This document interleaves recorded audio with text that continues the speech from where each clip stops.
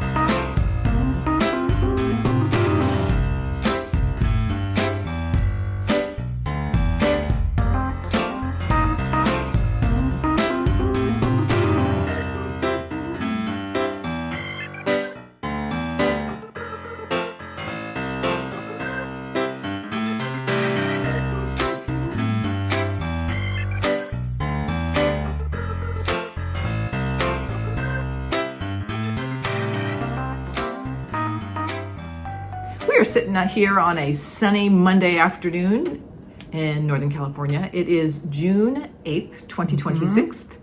And we're 2026. 2026. 2026, the year. Yes. And we're happy you're here. Welcome. Welcome, everybody. Feeling good? It's a little bit cloudy today, but we've just had really nice weather, getting that summer vibe without being too hot. So it's great. Sunny. You think it's pretty sunny? It's the sun shining. It's more like, but look at it, it's kind of like hazy, little few clouds. Anyway, here we are. All right, what we're going to do in this episode, we've got a toast. We've got some chit-chat. Talk about what we're wearing. We've got FFO, singular, finish, singular, whips, plural. And then we have some plans, shared supplies, thumbs up. Our usual stuff. That sounds about right. Yeah, it feels good to get going on another regular schedule. We were talking about when to film. We couldn't film. We typically film on Saturday and then release on Thursday. Here we are on Monday. And I said something to Anna like, oh, should we just wait till next weekend? And Anna's like, no, come on, let's get ourselves back in this 2-week rotation, which I think is really good. It seems like a good manageable chunk to do that. I really like the rhythm of that when we can do it. All right. So thank you everybody for all your comments. I love seeing how people were putting that word needle in because we have 2 of the needle bars. I'm sorry, I actually don't have it with me. From Krista West. I am not going to announce the winners right now because it's Monday. We'll release this video on Thursday. So I'm going to wait till Wednesday just to give people almost a full 2 weeks to reply and put that in. So I'll insert right here a small little video I'll make Wednesday afternoon. Again, I'll show you the needle bars and then I'll announce who the 2 winners are. All right. And here it is right here. That's right.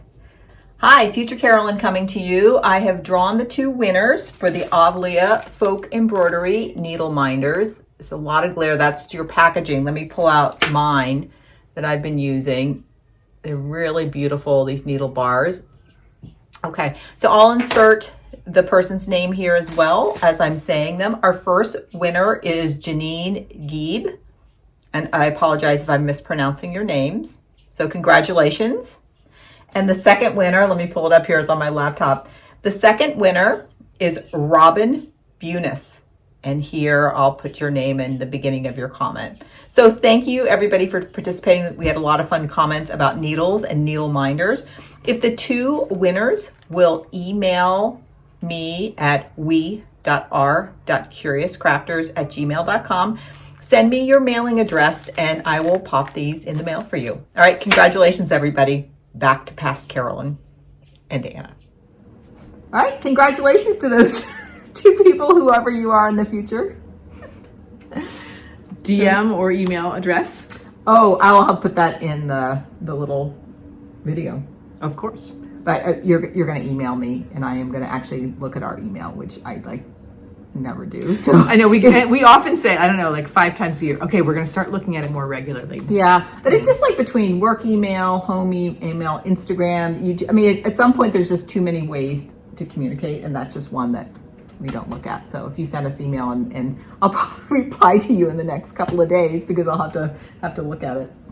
So, okay, Anna, what's been going on? with you? Well, we're here at the end of school. I have a little bit more school left, but everyone knows what the end of the school year is like. And I went away back to Virginia for a long weekend, which was such a funny time to take a long weekend and go away, and strangely fun because you're like, oh. We haven't talked since then.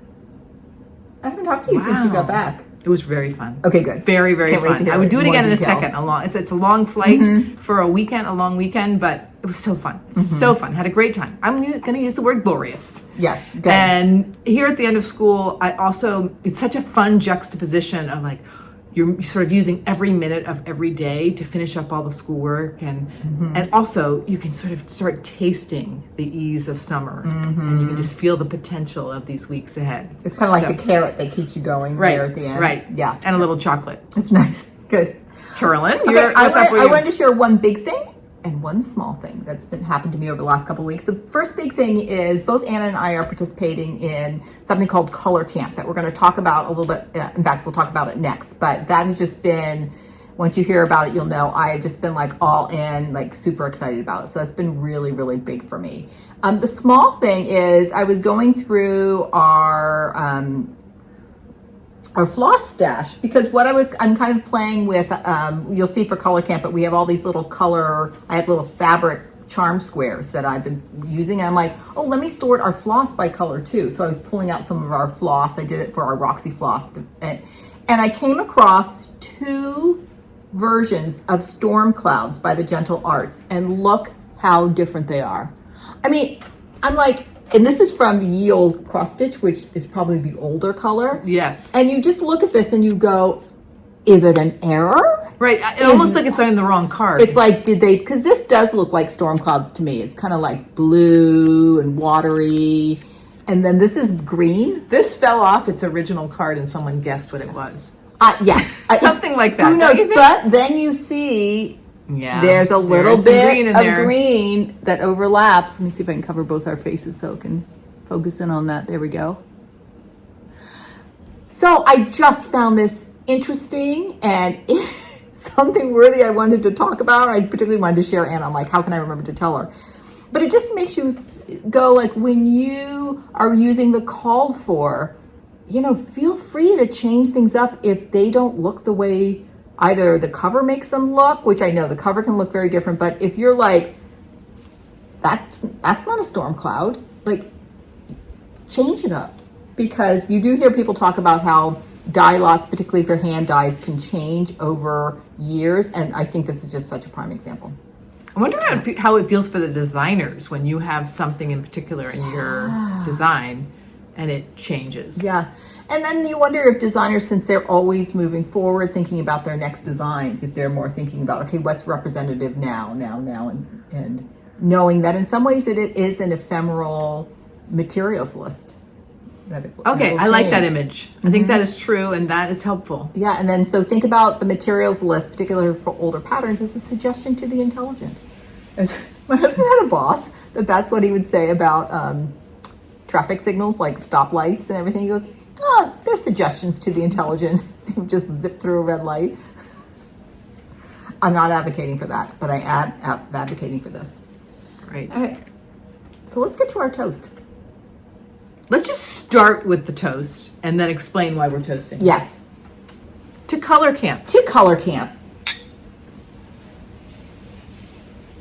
We've given you some hints in the previous videos because the Color Camp has been in our plans of some things we're looking forward to. We are taking a 4-week-long intensive quilting class about color and color interaction.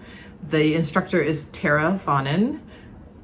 I think that's how she says her name. I actually went and listened to her say it. So she pronounced it Fonin. Fonin, like fawn, like a small deer. Okay. And is that what I said? I think you did say it. I think you said it properly. We have our teachers that we rave about, like Kathy Haberman, and Tara is in that category. Oh. I have taken, I don't know, this might be my 4th class taken from her, and it's online. I've never met her in person. She's a fabulous teacher because she lives up in Oakland, so she's nearby. She's local, so she never teaches an in-person class. Right, or if she's ever at a quilt show or something where her quilts are displayed. I would love to meet her in person. But she addresses both the intuitive and the analytical, and that is such a good match for me, and she gives you full-on homework. And sort of this constant message of you're not going to learn unless you keep trying and keep trying and keep asking, what if I did that? What if I paired these two? Try something unexpected. So for me, that has been super, super, she's helped me grow so much. Yeah. What's your first Okay, taste? my first taste is, this is my first time taking a class from her. She is an amazing teacher. She uses technology really well. She uses the platform Thinkific, I believe it is, and which runs really smoothly. It's a very professional platform, and she does snippets between a little 5 to 7 minute video and then an exercise. So I love that rhythm of going back and forth. And our first week, the theme was all about playing and experimenting with color interaction. So we were pairing 2 colors together all week. And I was telling Anna, I am a very, did you know this about me? Like analytical, puzzling kind of person. So it was really hard for me. In fact, it's kind of stymied me for a day of turning off my analytical brain. And because these exercises, she's like, you have to be intuitive, don't work more than 30 seconds, be fast. So I actually physically had to set a timer to myself and be like, whatever I had after 30 seconds, I'm taping it down on paper. So it's fun for me to see the different. It's going to be so fun to do this together because even though I think we're pretty aware of our differences and our similarities, that is definitely one of the differences. I'm looking forward to, we're both taking it, and then we have 2 friends in our town that are also doing it. So the 4 of us, so like next Friday in a week, we're going to all get together and just kind of talk about in person and share. Because even Ann and I were quickly showing each other our exercises, and we came up, like, we was just even different how we organized it and everything. So I ended up the week after the end of the week with all of these color studies, and they were all exploring different things, exercises. And it's one of those things, and I'm going to talk about this in my thumbs up. Like, I worked really hard on this. I blocked out an hour every day. So every day I focused on like one of the lessons and one of the exercises. And by that time, my brain was like fried because I had been thinking and focusing in just all the good ways. In fact, true confessions, the reason I wanted to film today instead of on the weekend is I was so determined to finish my homework this weekend because the second lesson came out today. Yeah. That I prioritized that. I think that was really smart. And I've already learned so much. And even, I was telling you, I had a hard time getting started. By the last exercise, I'm like, boom, boom, boom, boom, boom. And, you know, just being able to move quickly and intuitively. So it's funny because I've been talking with a few people at school. I'm very close to the members of our art department at school, and they were like, oh my gosh, some of these exercises would be so good for our drawing and painting class with the 7th graders. Because she's like, we started with things, what Carolyn's talking about, these intuitive exercises of like 2 colors together that make you feel happy, 2 colors together that make you feel like ick, 2 colors together that are boring or make fun. And to be honest, I'm like, that, like, having to tie an emotion to color is a huge hurdle for me. Okay, so interesting. I'm like, I don't know. All colors make me happy. Like, what does it mean? Even like, I think I just kind of go through life. I don't really psychoanalyze myself. I'm like, well, I don't know. Am I ever bored? Like, what does it mean to be bored? Like, how is color? So sometimes I see colors and it makes me feel like do inside. I know, that's what I went with. But like almost all color combinations, like even I found like we had to make icky, and I'd put together ickies, and then I'd go, let me see your icky. Okay. So that first day of thinking about mood, and then by the end, I'm like, oh yeah, that's a happy color. Like then it just really came to me. I even was like, I need to go look at like the Buddha's 51 mental formations to think about what what kind of emotions go together. Like that was really challenging for me. This was my icky. Let's see. Those 2 sort of sherbet colors, and this was my boring. Okay, so to begin with, those were my icky. But I started doing things like, well, what is icky? Well, is it feeling uncertain, stressful? Because I started liking my ickies because they were unexpected. This was my bored. This was my calm. It's funny. And that was my happy. A lot of my calms were kind of earthy, and I could see how some people might think those are icky or boring. Yeah, like as we went through another day, like here was those were calm. This was one of my calm. Oh, and this day was interesting because we had to do happy, excited, and then calm and icky. And these ickies, I do my ickies and I'm like, oh, they would be really nice. That's contrast. pretty icky. Yeah, but I'm like, whoo, done in the, but you know what? When you start putting together, like sometimes you're like, okay, like that happy is just like way too happy. What if you threw in a little icky with the happy? That's one thing I saw for sure, because I think Tara even said that a lot of times people's happies are brights. Yeah. Like two brights that are fully saturated next to each other don't necessarily work well in a quilt. Yeah, or like here are some more monochromatic ickies. Oh shit, those aren't icky at all. And then I put, well, part of it was like quick thinking, and then I thought, well, what they are, they're just a little bit more sophisticated. Like, you know, they have a little bit more, like, you have to go, whereas, you know, happy is like, happy. Yeah, because some of my ickies were just really grayed down. Yeah. Like unsaturated. Right. That was one of my ickies because it was just so, they were both so saturated. And that's one of my happies. It's almost the same idea. No, that your orange is pretty different. So, okay, that's probably enough detail for everybody else. We could go on. You could see how much thinking. So, but the thing was that the last exercise of week 1, which I actually finished today, I did this morning, was then, because this was play, produce. And so I spread out all my sheets, and I'll put a picture of it here. And then she had reflection questions for you. And so then it was really good to go back and think through those reflections, because then you could start to analyze this body of work that you had just sort of produced.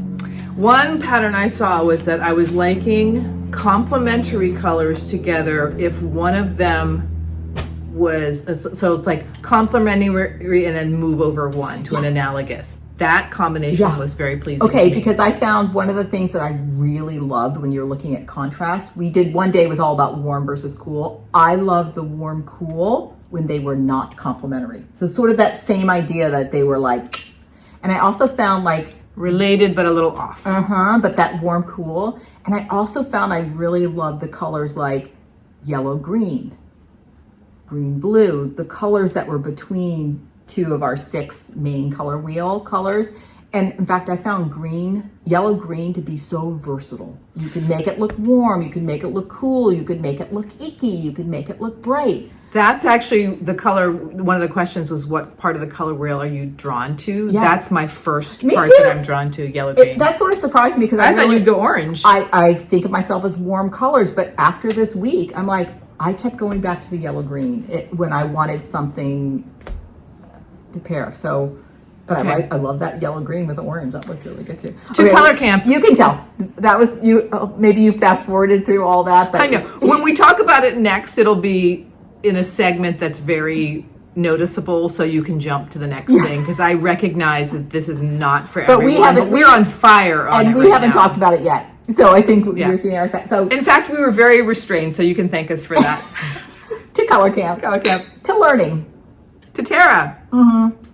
To Tara. To learning with friends and sisters. All of that. And to hazy IPAs. Hey, is anybody else out there taking the color camp? Because I think she has she has a lot of people taking it. So if you do, come on, let us know, because we're going to connect with you. Anna, what are you wearing? I'm actually wearing 2 handmade things today, and it was just a coincidence.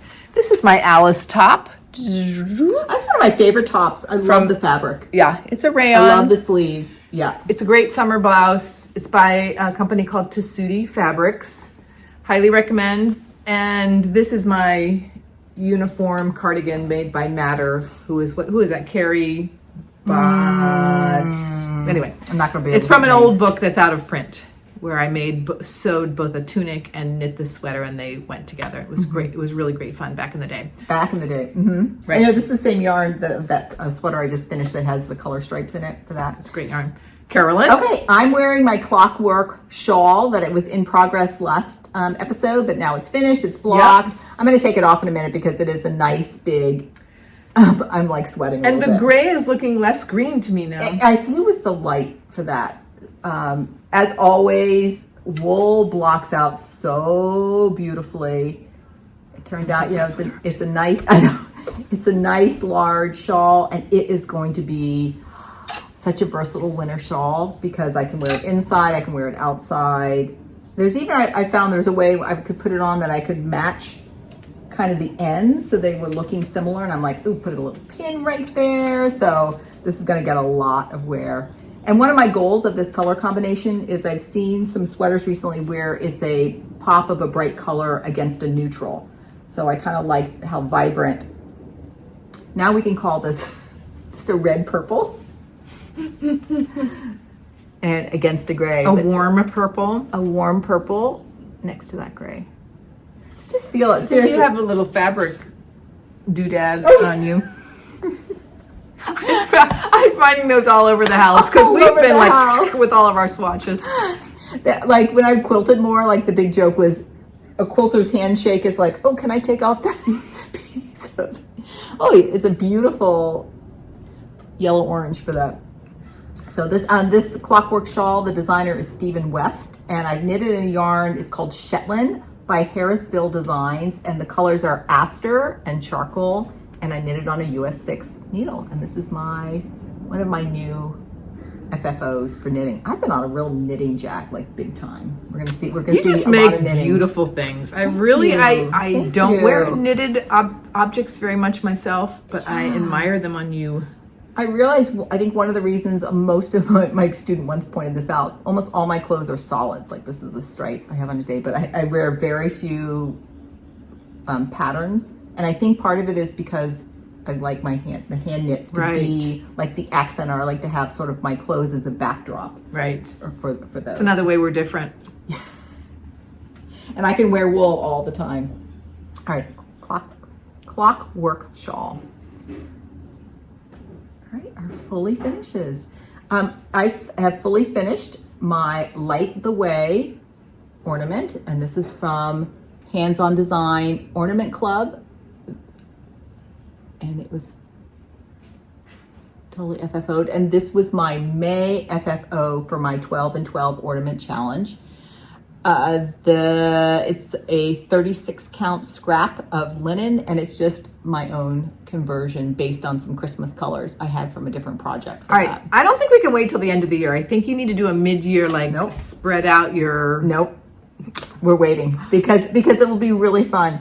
I also, one of our friends, Melinda, is also doing the 12 and 12 challenge, and she lives a couple hours from us. We meet sometimes at Needle and Haystack. So I'm like, okay, we've got to meet like in November or early December and pull out.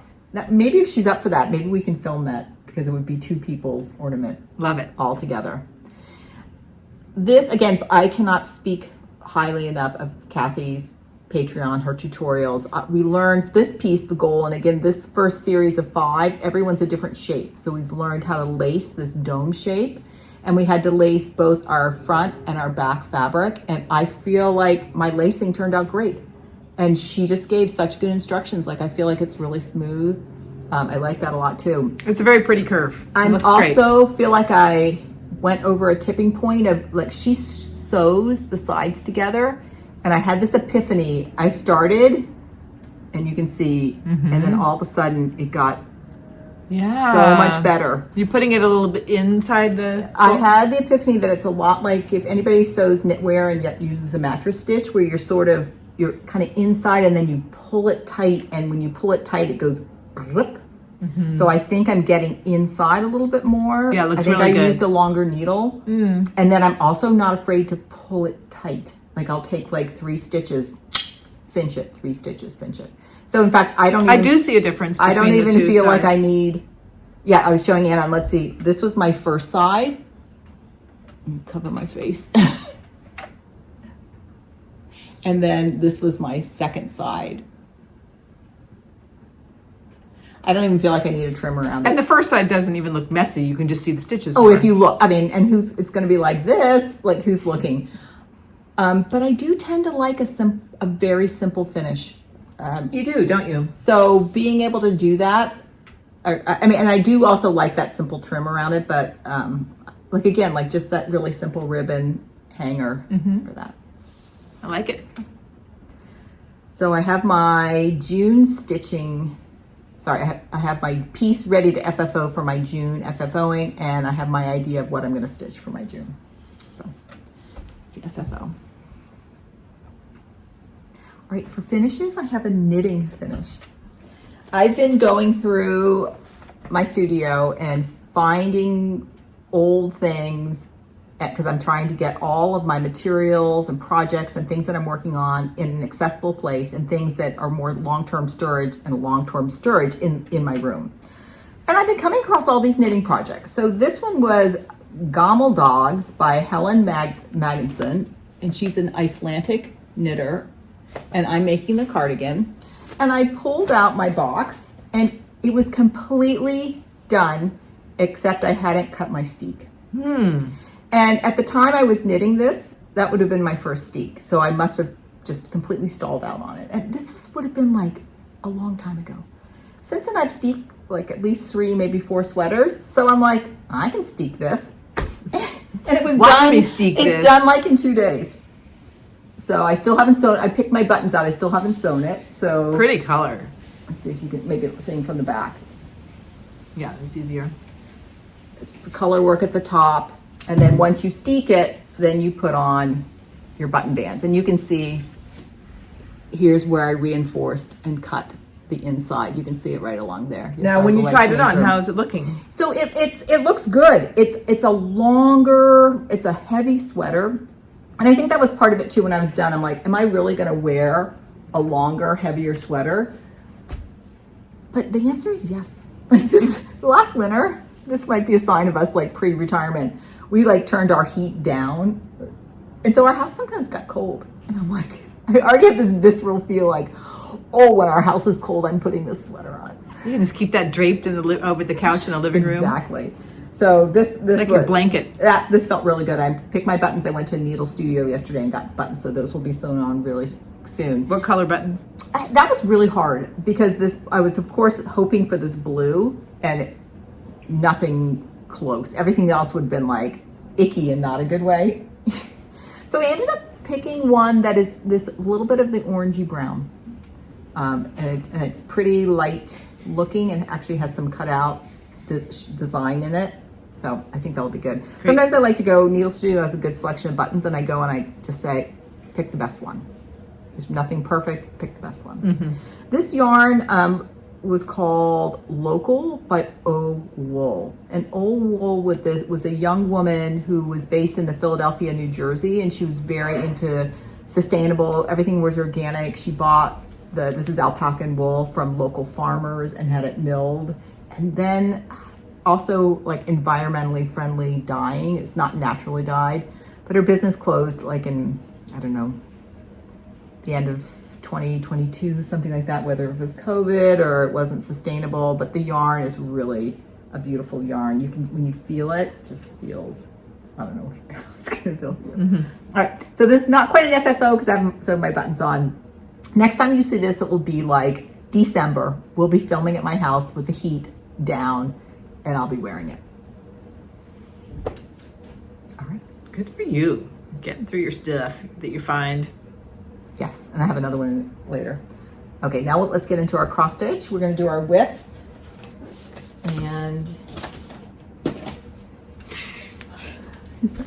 first whip for me is Little Acorns by Modern Folk Embroidery. I'm doing mine multicolors, but here is the full design in one color. I'm also doing it in a horizontal layout, as you've seen before. I printed this out too because I thought this was really interesting, and maybe what he did for the Quick Quaker. But here is how he outlined the different sections that we're doing. So that was my January, February, March. I skipped April. That's going to come later. I've marked that as actually November. And then this band right here, it was a double band for both April and May, and it's done. Yeah, those visuals are appealing to me. Because the light's coming through, I'm going to kind of fold it. Do you want the... No, I think I'm just going to fold the linen back on itself because I'm So here is my bottom band. Oh, that looks so good. Really, really, really, really happy with it. I'll just put that up for a minute. You know, when you were showing it last time, I was sort of imagining what it would look like when it was done, but it's always better than you even imagine. I'm really happy. At first I was thinking, did I pick too many colors for that band? I'm just going to get a little closer, but I'm like, no, because it's so big and so much going on I actually really like how it's sort of stripes of like the autumnal turquoise, autumnal. I tried an experiment where I made these two acorns vivid blue, thinking of like boom, but it was so distracting. So I took that out and just kept that. And just as Anna suggested, what do you say? Anna approved. I went ahead and stitched 2026. Good. And for this, I ended up doing Anno in the dark brown, but then using a dark turquoise for the 2026. Oh yeah, I didn't notice that at first. So we'll see a little light. Okay, now I move on to this band right here. And that band is this fantastic braid. To me, it reminds me of like a Celtic knot. I think that's the part I'm going to stitch in the fall. Yeah, with those beautiful stylized. No, I'm like, you're going to combine I'm those just going to two. do one section of this. Yeah.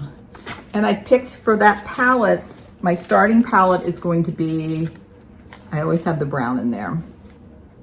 I'm going to do the Celtic knot, probably in actually this really dark turquoise.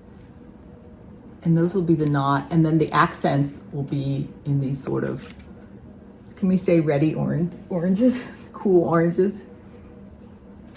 So that's the beginning palette, we'll see. And I realized I had this Acorns and Threads. This was one of the gifts somebody gave. It was a little acorn with our pin whisks. So that's also been my bling. That's a great use for that. Several people have asked for the little acorns conversion, and I'll now, for like whenever I talk about it in this, I'll put all the Roxy Floss colors I use in the description box, and so if you're interested at all. And there's no like rhyme or reason or where I put them, but it's at least what my colors are in the palette for that. Thank you, that's nice of you.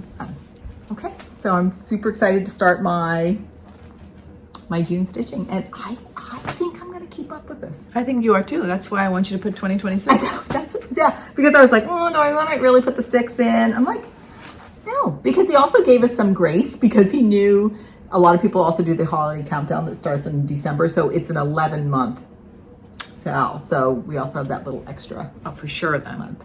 Okay. The first thing I touched over the last couple weeks is Elizabeth Stephenson by Hands Across the Sea. And I'm doing this on 40 count caramel by Seraphim hand dyed fabrics with the called for 103s. And I'm really enjoying these little wooden bowls. I show these every time. These are the 4 colors in the border. And when I showed this last video, I had gone about halfway around the border. I've never finished a border before finishing the interior, or I usually do it along the way. I guess I should It's sort say. of part of the design. So this was a new experience for me. Did it match? Matched up. Really fun. Then I trimmed the fabric. And here it is. And I also, do you see that pink line, that horizontal line along the bottom? Here, we definitely want something. Do you have your board? Okay. Although I don't know if the board is big enough. Will you hold this, please? I'll put it behind the pink for a minute. So I finished this, and then I put this horizontal line. And can I tell you all the possibilities that have now opened up for me to have this border done and to have this pink line done, because the pink line is touching the grass. Oh yeah, you've started the grass too. So I don't know what I'm going to put for words, but I didn't even touch the motifs at all. I just worked on border, and I don't know if it's because it's the finished border. I feel like I see, maybe it's it because looks smaller now. You see it in the context of the full size. Here, Yeah. I'm gonna fold that again so people can see. So it was a thrill for me. And you know, you take your needle when you're getting close. For those of you who do borders first, you're probably so used to this. I took my needle of like, is it gonna match up? And it was looking good, and sure enough.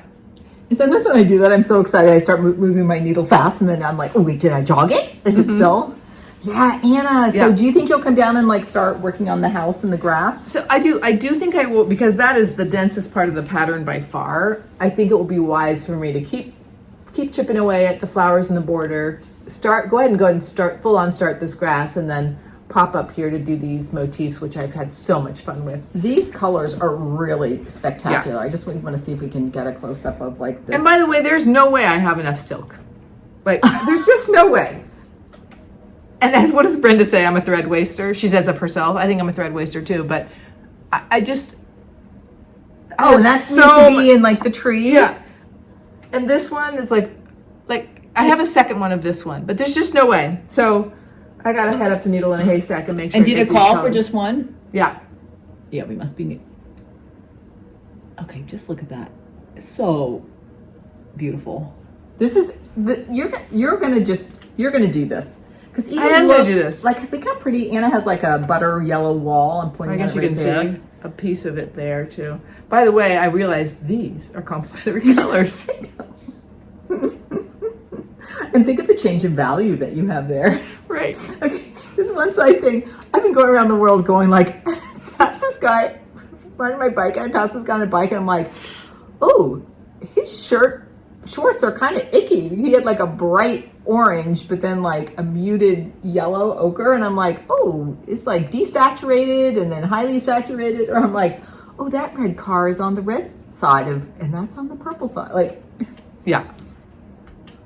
Learning a lot. So yes, and I think it's going to take me three years or something. Hey, but listen, hey, in cross stitch, that's like a reasonable amount of time. It's a relatively quick project. And listen, every time I bring this out, I just think, oh. Do you so have that pretty. out, and are you working on it most days? No, or do you come and go? No, come and go. I bring it out. I usually stitch on something for about 5 days. And she hangs in a closet on a skirt hanger with some of the other big projects I have. Did you iron that, or does it naturally stay that? I did iron. I don't iron over my stitching, but I iron around it. Oh, before that's a good FlossTube. idea. Yeah. Because also I do so much scrunching, I worry a little bit that some of my scrunching folds will actually kind of get embedded. Yeah. Because I know linen can do some funny things. I know from sewing. Yeah. So That one you can wet block though too, because you're using for silks. sure. I mean, I don't know about the Seraphim fabric, but I am planning on wet blocking it. Yeah. Okay. Super nice, Anna.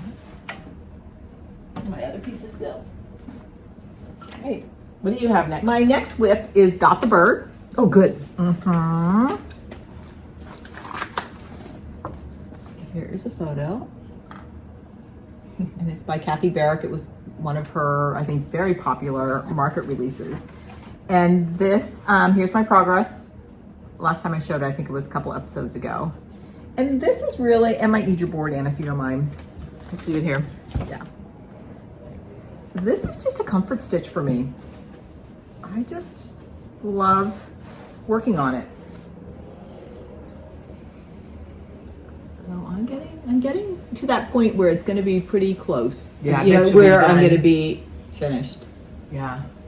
I love the colors. It's so, and then again, like color theory, you're thinking about like, these are analogous, but you've got that desaturated, yellow green. Got some contrast.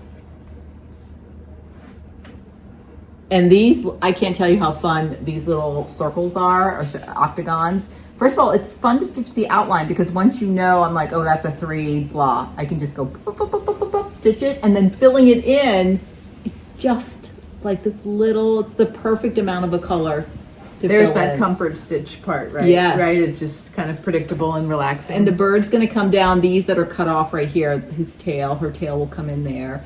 And then I've got some more house going on over there. I don't think this will ever go in the closet. This will just, you know what I mean? I'll just keep working on this till it's done. Yeah.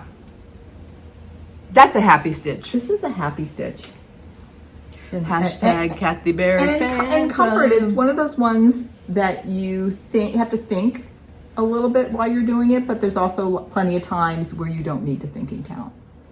And I'm stitching it on 36 count. I'm pretty sure it's Thornfield. I didn't write it down, but it looks like that. And it also happens to be the call for fabric. Really? Yeah. Huh. Which is unusual. Maybe, and We bought some needle and flax early on, and I think we're kind of out of it now. We should get a little bit more. Yeah. And then I'm using the pretty much the call for MPIs. I got the thread pack from Hillside Rookery. I added a lighter pink. It's up there because I found the two pinks were not giving me enough contrast for what I wanted. Hey, Becky. Yeah, no, I was just about to say that. I'm stitching this with Becky of Becky's House of Sewing. How you doing on yours, Becky? That's right. Been a little quiet over there. Yeah. Hope you're doing a lot of stitching. Okay. What's the next for you, Anna? I had a new start. I thought to myself, you know, if you're let's have a new start. If you're gonna have something for the 250th, you got to start something. Yes. Stop thinking about it and start.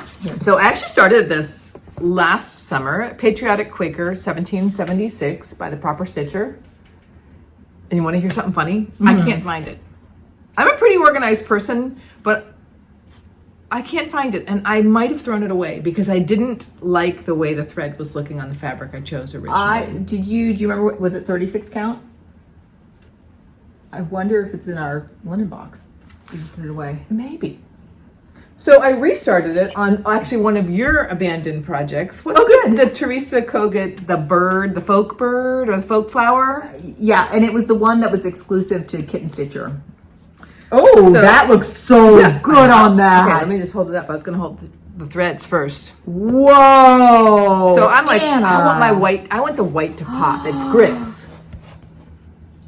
And so the red and the blue don't pop. It kind of looks kind of like old timey, which I'm really liking. I'm really liking. But it's not like, and the white is like, but it's not ghosting out. Like in person, you see it like right away. So the red, these are Weeks Dye Works over dyed cottons. Baked Apple is the red. Battleship is the blue, which I'm going to run out of. Oh, that's a good color. And the white is grits. So this is just. I've had a lot of nights where I haven't stitched, and I've had a lot of nights where I've put like 3 strands in. I usually stitch for 2 to 3 hours. That's my usual routine. And this has just been perfect to just put in a few threads. Yeah. And it kind of seems like it's growing quickly because it's so small. It's so nice. Okay, so you'll put in the 1776. Now I've recharted the year, so I'm going to put 1776 around this bird and 2026 around that bird, I think. Nice. Maybe in red instead of blue. That's the plan. We'll see. You could do like alternate them, make one bird blue and put red 2026, the other bird red, like hadn't thought of that. Switch it up. I like that idea. Okay, Anna, this fabric choice was genius. And this is 36. I haven't stitched on 36 in a while, and I am finding it relaxing. I don't feel stress or deep concentration when I'm on 40, but I feel more relaxed on 36, so I must have to concentrate more on 40. It's really interesting. And I can do sewing method more easily on 36 than I can 40. Yeah. I still do like the down and back, usually with 40. One thing that this is sidebar. At Color Camp, I feel like I'm thinking and focusing really hard when I'm working on it. I've been so hungry. Like I'll come out after working on Color Camp, I'm like, I need a snack. Yeah. But they do say like when your brain really like. Think of our kids at school. Exactly. They're so hungry. Exactly. All right, Anna, good. Yes. Are you going to think you'll finish that by July 4th? Mark my words. Yes. By the end of June, this will be a pillow. Whoa. Okay, that's some big talk, Anna. Okay. All right, we both touched our 15 friends. Yeah. Jane Ann, 1871. We're stitching this with a group of people we met at the Pacific Northwest Stitch Summit, Pinwis, was it September or October? It was September, middle of September. A few of the group, and I'm going to talk about this, but one of the highlights for this piece is the community of 15 people that are stitching on this together. and Anne Marie, who's kind of like our organizer, we have monthly Zoom. And it's so great. I feel like that has just really been a highlight for me. For sure. And several of the people in the group, we just had our Zoom last weekend, they met the owner of the sampler, who is one of Michelle's friends, and they got to see it live. They were at, I think this was at the Attic, right? Were they at the Attic? I believe so. I think, oh, it was for the Bristol weekend. And that would make sense, yes. It was stitched on 72 count. And they said they could not believe. And there are several pictures of them with the owner of it. Whenever we hear the number 72, I think, I was at the Smithsonian a few summers ago, saw a sampler, and I thought to myself, this is like 100 count. I couldn't believe how tiny it was. It probably was 70 something. Yeah. And then I'm stitching on 36, so I'm like 4 times the size of that.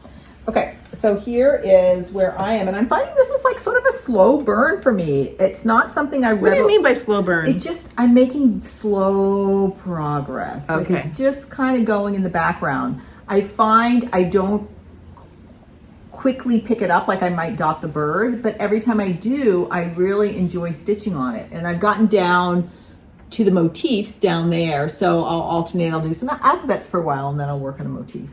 The biggest problem I'm having, one of the reasons it's called 15 Friends is that there are 15 numbers on this, and they represent, people call them bed numbers, but actually we learned a little bit more. It was actually the girl's number, so it was her number for that. And so for me, and then we each in our 15 friends have a number. I happen to be 390, but I'm stitching all the numbers in this slightly maroony color. But so this has been like the second time I'm stitching along, and I don't even realize it's a number till I'm done. Yeah. So I was down here stitching. Let me hold this. I'm just going to try to find a good picture. I was stitching this motif right here. And the girl, she makes a lot of mistakes. And sometimes, like, I was actually fixing some of the mistakes in here because I wanted the symmetry. But I'm like, okay, well, this blob right here must have been where she was starting that motif. And then I finish it and look from a distance. I'm like, oh no, Carolyn, that was the number 473. So I could see the number. Oh, it's sideways. It's sideways. And as soon as I finished stitching it and pulled it away from my body, I'm like, that's a number. So I just, sometimes I'll mark it. I just put a piece of thread in there, and I'll be like, wait, oh, my thread just came out. Well, I put a piece of thread there, so I go like, why is that thread there? So I'm going to pick that out and change it back to the maroon. But it's so obvious, right? Yeah, well, now, but it's hard for me to imagine on the chart, before I knew. It wasn't. Yeah. Maybe I can find that part on the chart.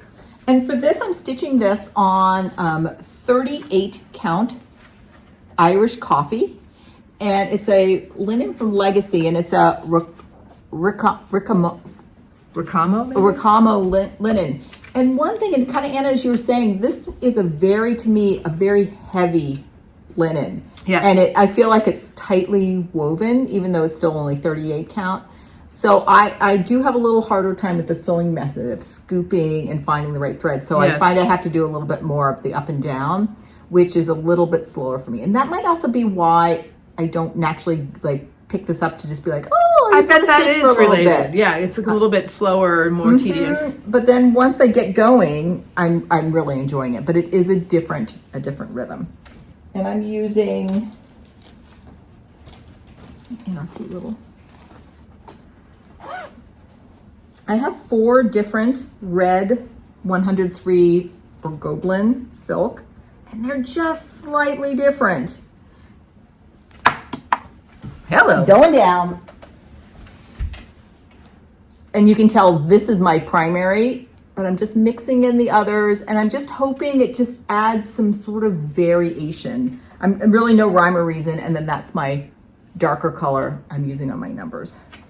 So when you look closely, you can definitely see where I've changed the colors. Like here, this is dustier. Yes. But I think overall, when you look at it, I like it. You mean it's a little less saturated? We're using all our vocabulary words we're practicing. It's good to practice. Okay, so again, I'm on 36, so you can imagine that means I'm half on both dimensions. So let's just kind of fold it. The 72 would have been like this size. Yeah, the whole thing right here. Yeah. Yeah, amazing. Okay, let's see yours. I'm stitching mine on 55 count vintage pecan butter by Lakeside, and I'm using a couple FlossTube and one Tudor silk so far. And in my precious bag from Becky of Becky's House of Sewing. So I was feeling like the difference between the two FlossTube was quite stark, and so I found a variegated thread, which is the Tudor silk, that is making me feel better. And are you happy with how it's going? Yes, in fact, I'm happy to report that when I took this one out of the closet, off the hanger, I went, oh, I like that. So I had done enough stitching, and I hadn't seen it in maybe a month. And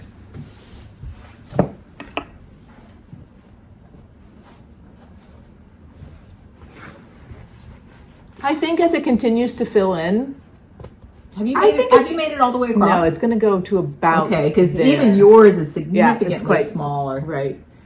So there's a big difference. I'm doing the H's in each alphabet, the other red, and then this is the only variegated alphabet so far. It's probably hard to see, but I do think it's going to help when the whole thing is done. I think it's going to help pull everything together. Oh, you see that modeling? Isn't that so pretty? Thank you, Lakeside Linens. So this piece is barely big enough. I think it's going to go down. I might have like 1.5 inches left on the bottom. That'll be plenty. Okay, so you're...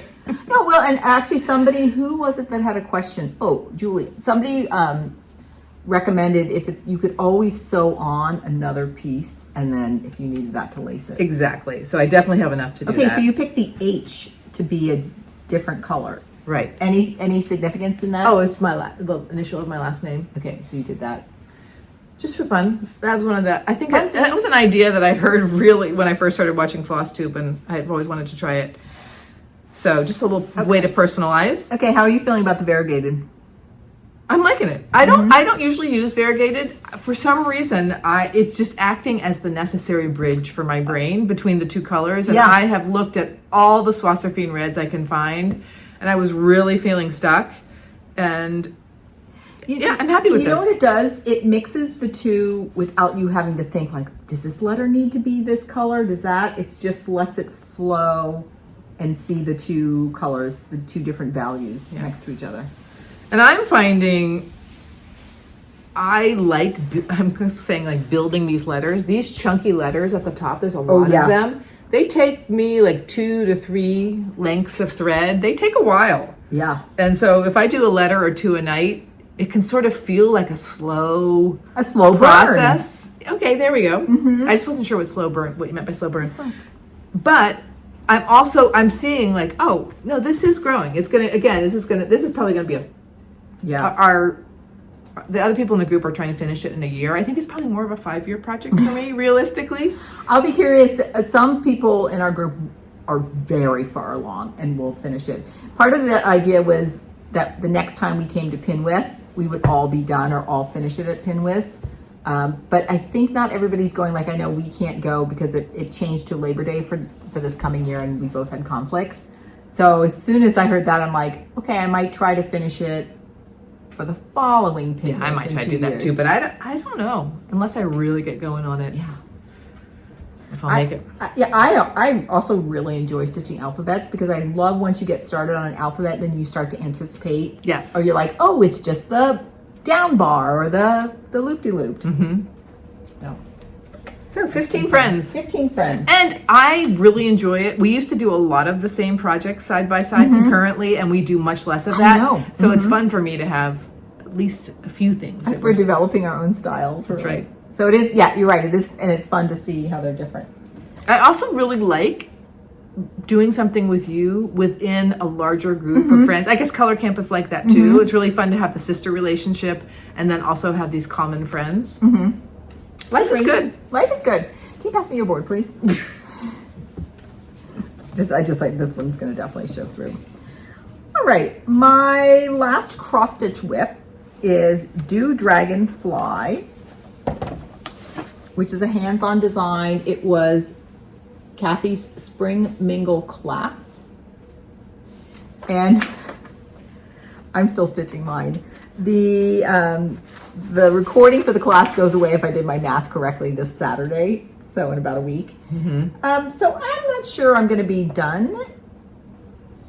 You watched the class and took notes though, right? I've watched half the class. So what I'm going to do is I'll know in a couple of days if I'm going to be done or not. And if not, I'm going to we have a handout. I have a handout of our notes, finishing Oh yeah, notes. those are good too. Yeah, so I will watch the class and just take a few notes. But I would love to have that sort of it's a nice incentive to do that. So I'm still working on my top piece. And I'm getting there. I think last time I was talking about hers, she uses a lot of like color changes. So particularly since this had a lot of repetition, I was color completing. So I would do the green on everything, the light green on everything. And I'm finding as I'm adding more and more, the areas are coming, I'm getting more detail and starting to come into life. I think our light is getting hard. Now it's getting cloudy. Yeah. I haven't put my bodies yet on my dragonflies. So I'm getting there. I still have a lot to do. I was so focused at the end of May because I actually finished my little acorns in May. And then I've been so focused on color camp. So I think I need for like this week, focus on stitching this.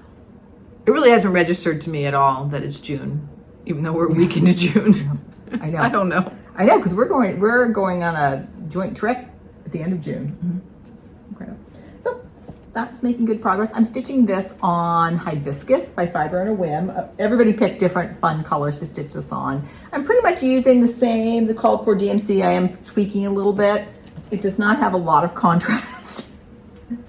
I might have changed more colors if I had thought about it more.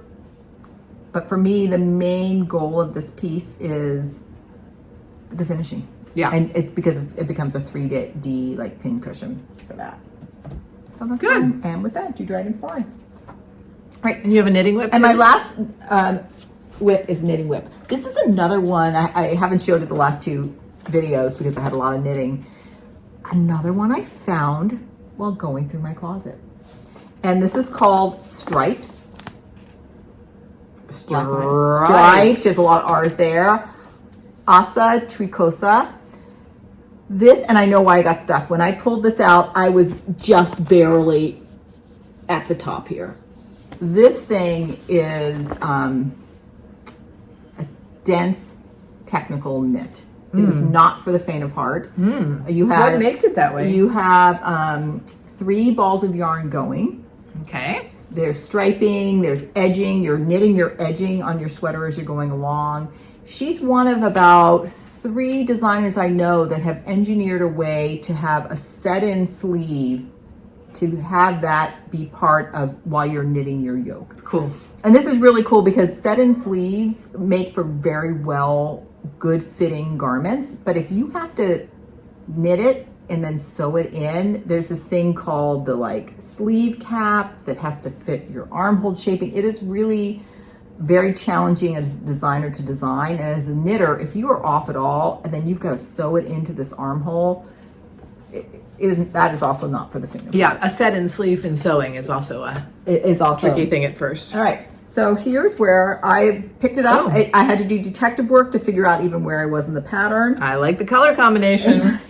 But I have finished the body and I'm just starting. You can even see as I was knitting my yoke, I got this much of the sleeve done. So you can see the sleeve cap. It looks really pretty. Was knit. And then it also means that your stripes match up because you are knitting your sleeve cap at the same time you're knitting your body. I mean, you have your shaping there, so you'll get a little angle. Oh, I like that even better now. And then I just picked up for the sleeve to start the sleeve. Knitting the sleeves is a breeze. The pattern is also super dense. Like you're working off of a chart like that, or the instructions are like teeny tiny font. A teeny tiny font. A lot of information.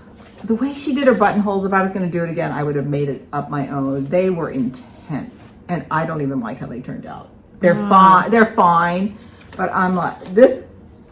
Again, not for the faint of heart. But I think I'm going to really like it.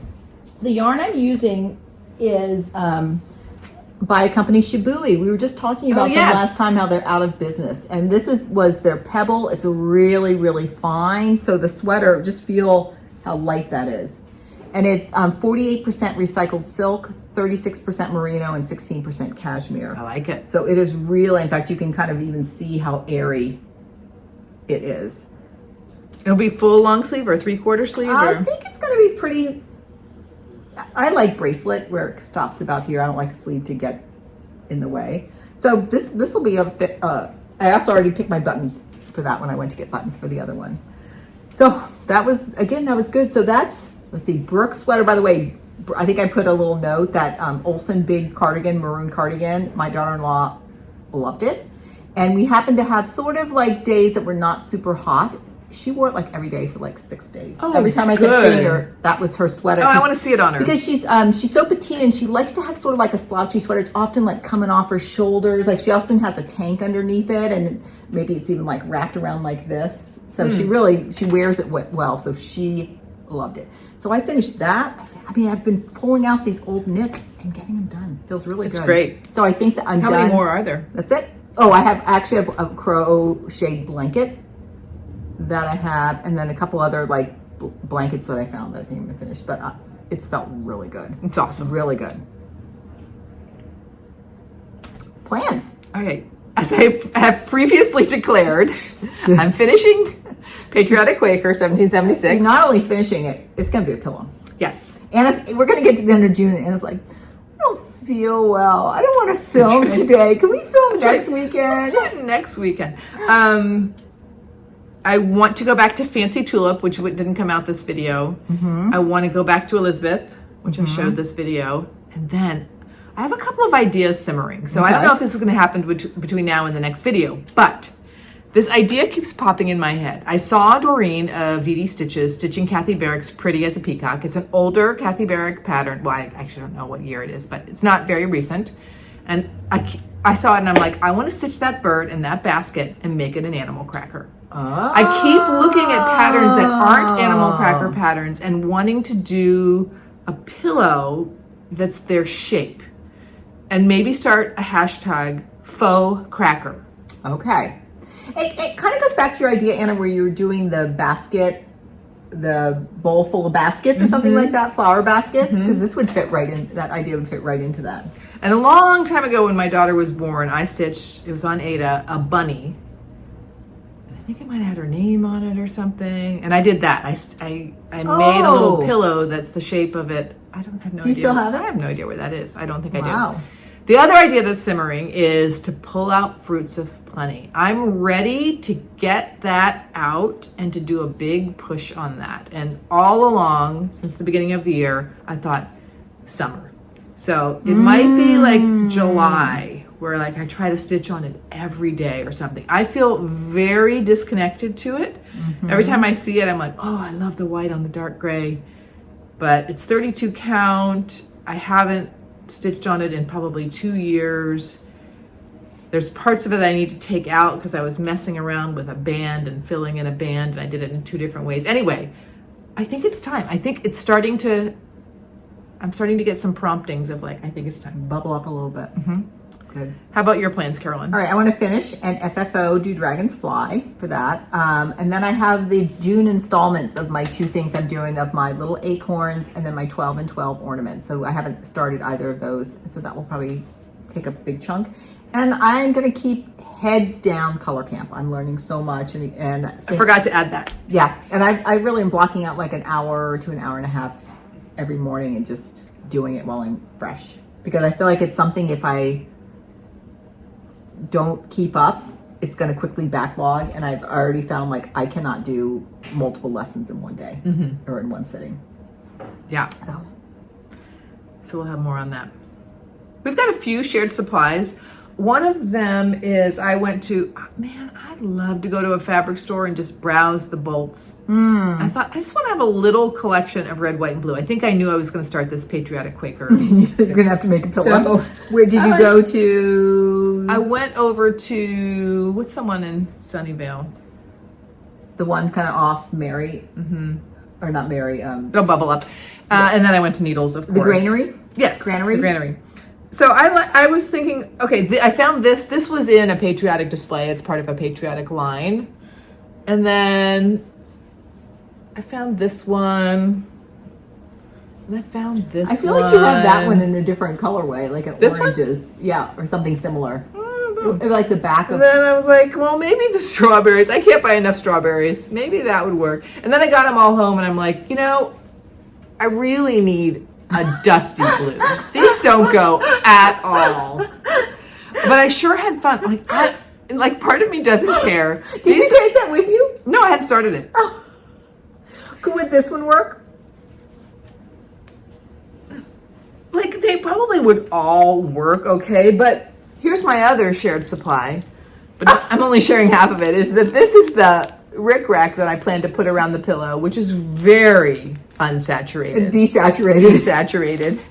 So yeah. This is a great example of like saturated colors, desaturated colors.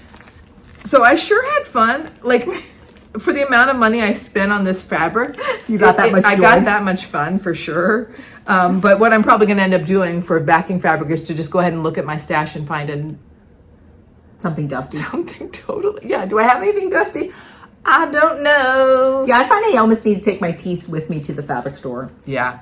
If you're looking. I mean, it's nice to have. You always have such a good stash. I like to look at what I very rarely buy backing fabric for something because I have enough printed fabric that. Yeah. So I probably will be able to find something for that. You have a good eye for prints too. You have a good assortment. Thanks.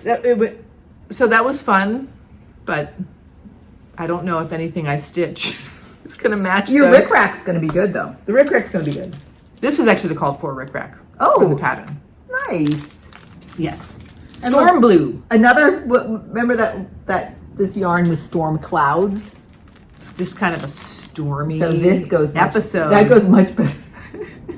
That's something. This had to be an error. The sad thing is, I think I used this in a project where it called for.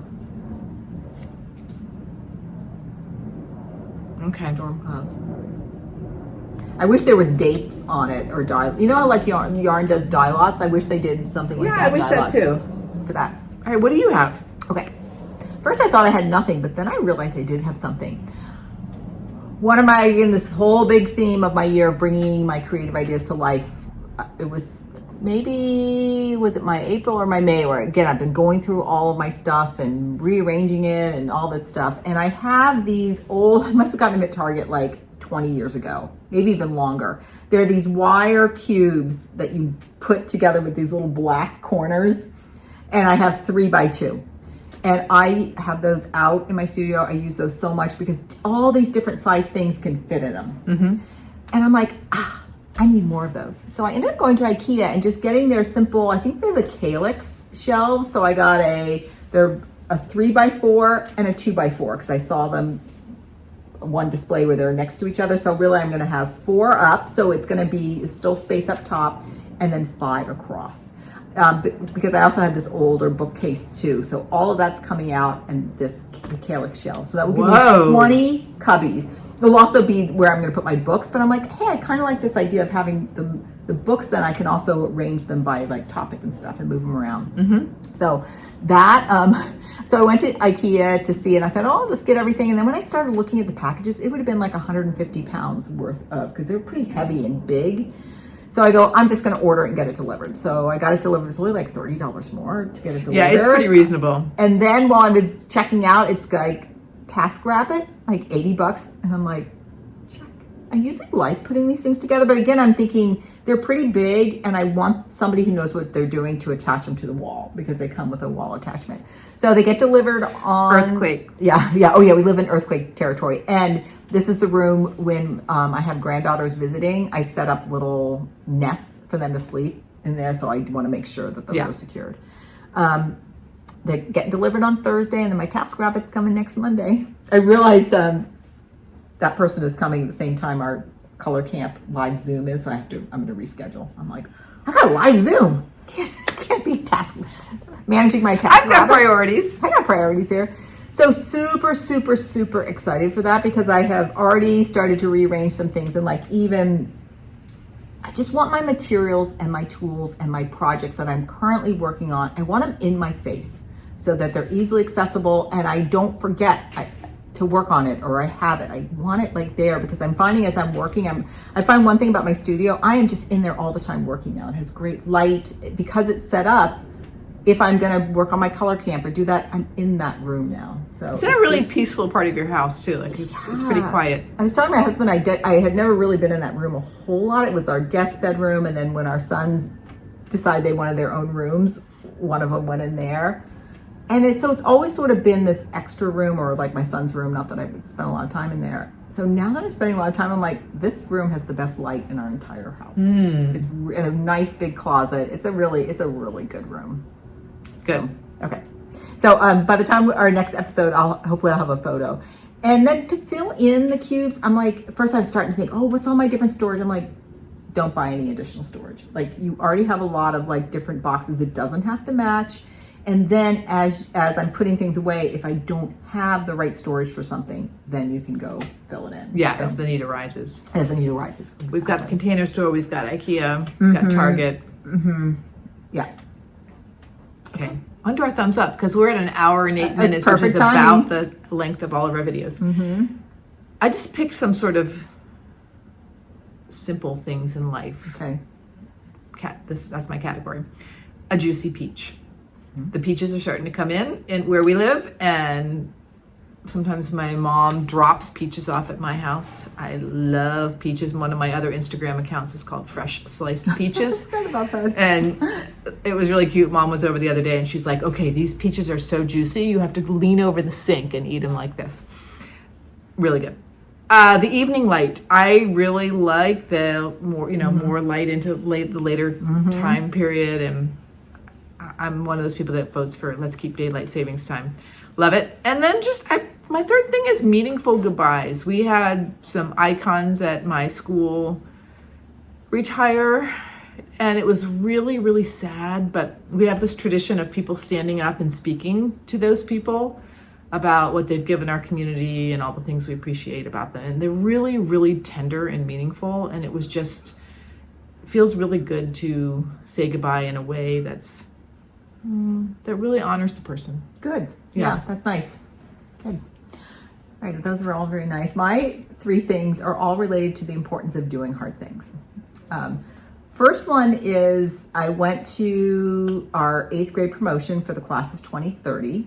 And that class, I spent their 6th grade year with them at a satellite campus for a whole variety of reasons. It's the only time I taught 6th grade. I taught a making and design class in computer science instead of math, but I volunteered. I'm like, whatever you need, I'm happy to go.